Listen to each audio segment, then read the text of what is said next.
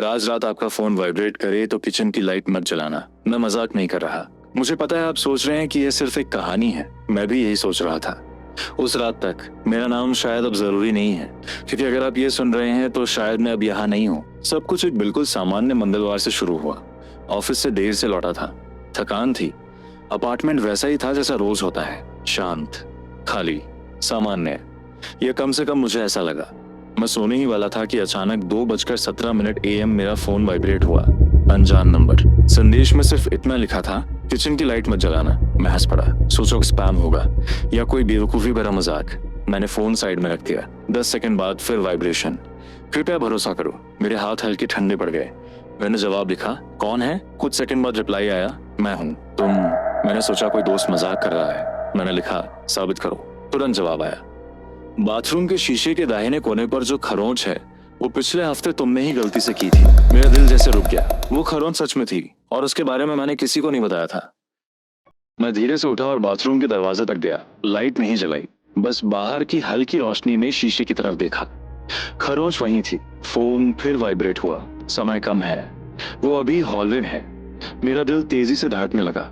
मैं अकेला रहता हूँ, हॉलवे खाली था, कम से कम मुझे ऐसा लगा। तभी दीवार के अंदर से हल्की सी दस्तक की आवाज आई। एक बार मैं जम गया।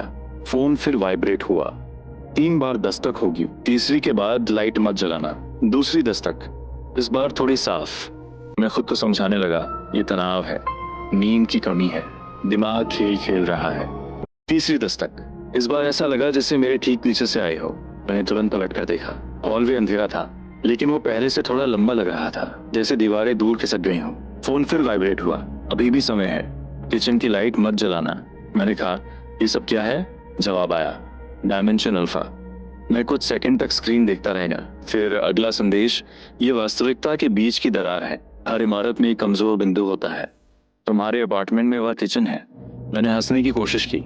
ये किसी फिल्म की कहानी लग रही है। तुरंत जवाब आया, तुमने पहली बार भी यही कहा था। मेरी सांसें भारी हो गई।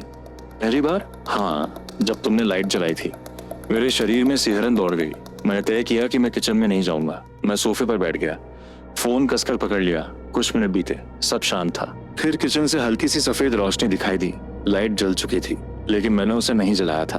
फोन लगातार वाइब्रेट होने लगा। तुम देर कर चुके हो, वो अंदर आ चुका है। मैंने हॉलवे की तरफ देखा। इस बार वह साफ तौर पर लंबा लग रहा था। अंत दिखाई नहीं दे रहा था, बस अंधेरा। मुझे लगा शायद मैं पागल हो रहा हूँ, लेकिन फिर फोन पर नया संदेश आया, शीशे में मत देखना। स्वाभाविक रूप से मैंने शीशे की तरफ देखा, और जो मैंने देखा वो मैं नहीं था।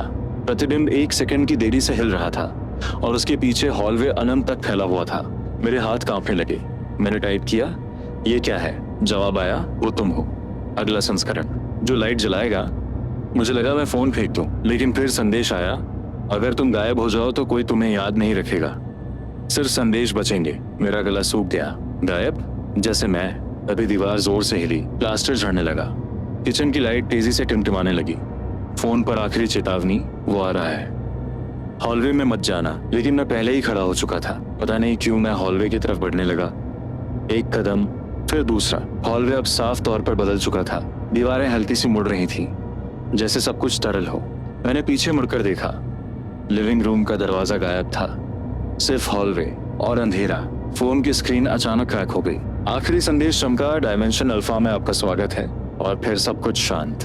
आवाज खत्म, जैसे दुनिया म्यूट हो गई हो। मैं चिल्लाया, लेकिन मेरी आवाज नहीं निकली। तापमान गिर गया, हवा भारी हो गई, और फिर सफेद रोशनी। अगर आप ये सुन रहे हैं तो शायद मैं अब इस दुनिया में नहीं हूँ। शायद डायमेंशन अल्फा कोई जगह नहीं है। शायद ये एक परत है हमारी वास्तविकता के ऊपर या नीचे। और अगर आज रात ठीक 2:17 AM पर आपका फोन वाइब्रेट करे, अनजान नंबर से संदेश आए, किचन की लाइट मत जलाना, तो कृपया मत जलाना, क्योंकि इस बार शायद संदेश भेजने वाला मैं नहीं होऊंगा।